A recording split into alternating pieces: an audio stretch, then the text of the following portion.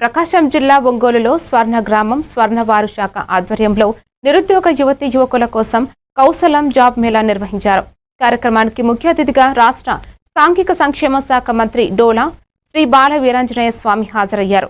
యువతకు 21 లక్షల ఉపాధి అవకాశాలు కల్పించడమే లక్ష్యంగా ప్రభుత్వం పనిచేస్తుందని మంత్రి తెలిపారు.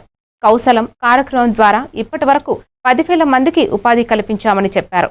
రాష్ట్రంలో కొత్తగా మరో 8 చోట్ల స్కిల్ సెంటర్లు ఏర్పాటు చేయనున్నట్లు వెల్లడించారు. బీఎస్సీ నర్సింగ్ విద్యార్థులకు జర్మన్, ఇజ్రాయెల్ భాషల్లో శిక్షణ ఇచ్చి ఆయా దేశాల్లో ఉద్యోగ అవకాశాలు కల్పిస్తున్నామని తెలిపారు. గత వైసీపీ ప్రభుత్వ హయాంలో గంజాయి, డ్రగ్స్ కారణంగా యువత భవిష్యత్తు దెబ్బతిన్నదని మంత్రి విమర్శించారు.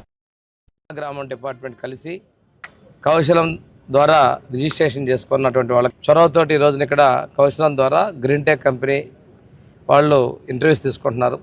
800 మంది పైచీలకు నిరుద్యోగులు ఇక్కడ అపాయింట్మెంట్ ఈరోజు అటెండ్ కావడం జరిగింది. వారిలో ఎక్కువ మందికి సెలెక్ట్ అవుతారని కూడా మేము ఆశిస్తూ ఉన్నాం. ఈ స్కీమ్ ద్వారా అనేది కౌశలం నిరంతరమైన ప్రక్రియ.